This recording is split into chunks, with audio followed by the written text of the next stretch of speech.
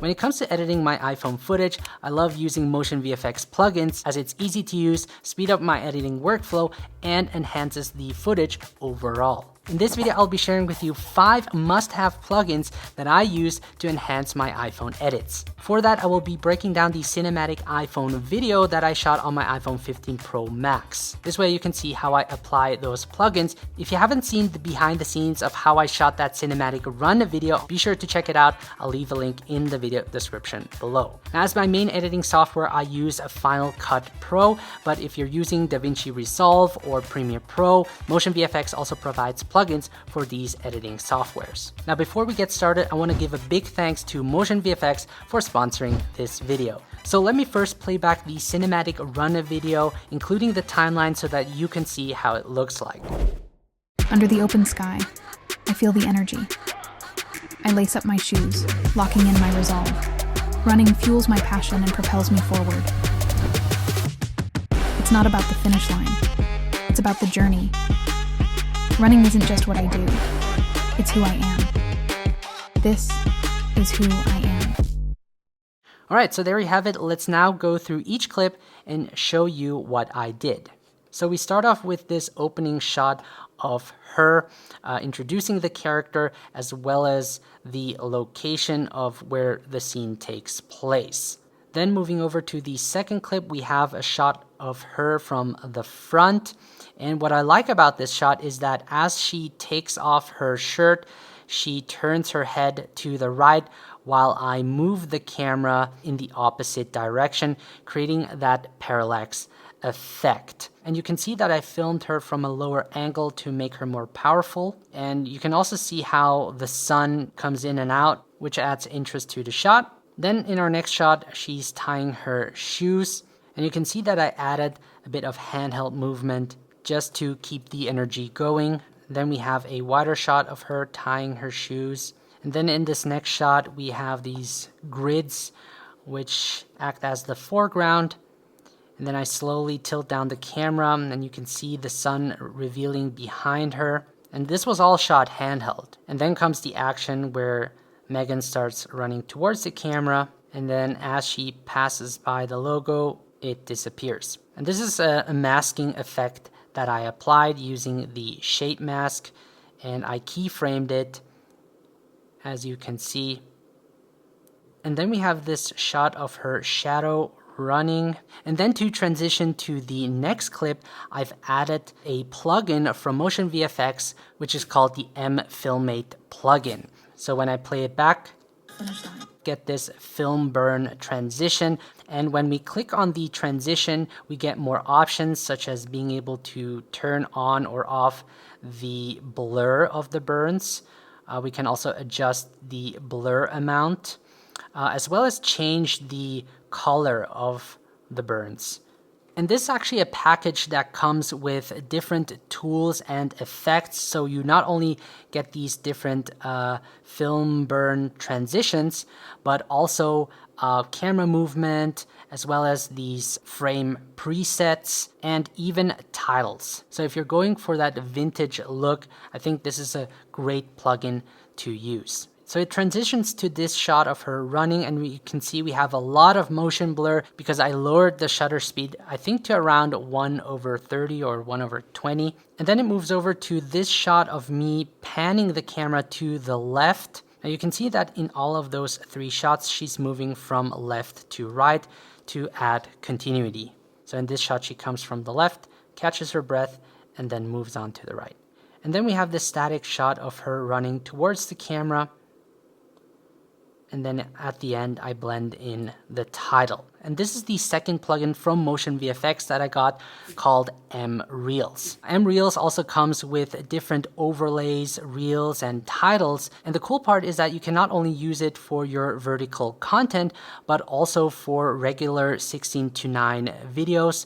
And this is the typography number 2 that I used. And it's as easy as dragging and dropping it onto your timeline, as you can see, and then making the adjustments in the title section. And you also get these handles that make it really easy to position the title. And what's great about using these title presets is that I don't have to animate a title from scratch. So when I play it back, you can see the title fades in and adds this nice yellow color animation to it. So let me show you how I color graded this shot. This is the before and after. So this clip was shot on the iPhone 15 Pro Max, which is capable of shooting Apple Log. Apple Log increases the dynamic range and allows me to be more flexible when it comes to color grading, allowing me to push the colors more. And that's why it also looks so flat and desaturated. So the first thing I did is I converted the Apple Log footage to Rec 709 to make it look normal. If you have my premium mobile LUTs, which I will link in the video description below, the conversion LUT is also included in that pack. Next up, I've adjusted the exposure. So when we head over to the color wheel, I lowered the highlights and increased the midtones. Then I adjusted the skin tones. You can see that it was a bit too red, and in the hue versus hue, I shifted the color red to make it a bit more orange, and I removed some of the red in her skin. Then I've adjusted the white balance. I added a bit warmth into the shot. Then I've added an orange and teal look. So you can see over here as I turn it off and on again, you can see that the blues were pushed more towards teal and the red more towards orange. Then what I've also added is a vignette so that the audience can focus their attention more towards the character. Then I've also lifted the shadows to make it look more vintage-like. And to make her pop, I added a color mask. You can see once I enable it, you can see the overall image is much more saturated. And when I enable the mask, I've just selected her skin and pushed her skin more towards orange. And then on the outside, which is the dark part, I push the shadows more towards teal. This way we have more of that orange and teal contrast. Then I've added a custom LUT, which adds even more color to the image. And these are from my premium mobile LUTs, which you can check out again in the video description below. You get 10 color presets that you can instantly apply to your mobile footage to make them stand out. And the one I've used is the Blockbuster look. Then I've added a Cineglow, which you can see softens the highlights over here. Then I've applied a plugin called the M Movie Light. So when I enable it, you'll see a vignette has been added as well as a fake light source. And this is by far my favorite plugin that I use almost on all of my iPhone footage, as it makes the shot look more natural, less digital, and overall more interesting. So you can see when I open up the parameters, we have the light opacity over here. So it's a subtle adjustment.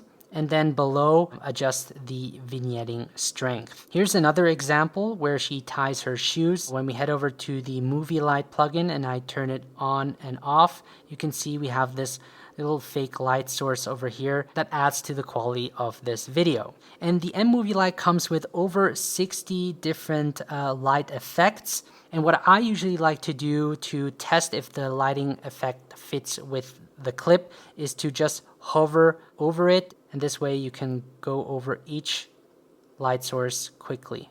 Now you can also see in this clip that I added a bit of blur and grain to all of the shots just to blend in the colors better. And for that I use the plugin M Film Look. And when I zoom out, you can see that I've applied the M Film Look on this adjustment layer, which applies the effect to all of the clips. You can actually download this for free on the Motion VFX website, which is my 5th plugin that I use in a lot of my videos. So let's head back to the M Film Look. When I select the adjustment layer, you can see that the M Film Look has been applied.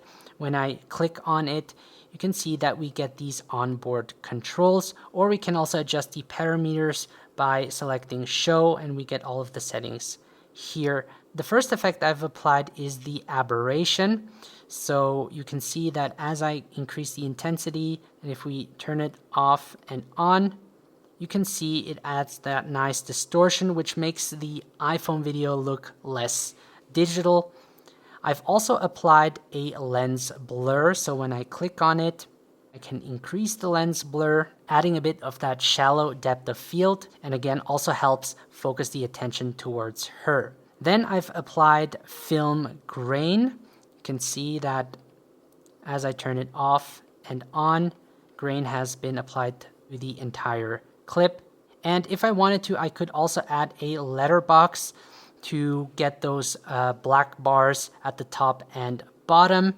Now the mFilmbook is probably my second favorite plugin because it's almost an all-in-one plugin that I like to use for color grading and enhancing my iPhone footage. Now if you want to learn more about these plugins, I'll be sure to leave a link on each where you can find more information. And then at last, I've added music as well as a voiceover. So the green over here is the music and the red is the voiceover. If you're interested in learning where I get all of my music and where you can generate voiceovers using AI, be sure to check out the behind the scenes video of the cinematic run video where I explain it in more detail. And then I've also added sound effects such as a whoosh as she passes by the camera. And then of course for the transition, I've added a digital camera click sound effect, which helps sell the effect. So these are the plugins I used from Motion VFX to enhance my iPhone edits.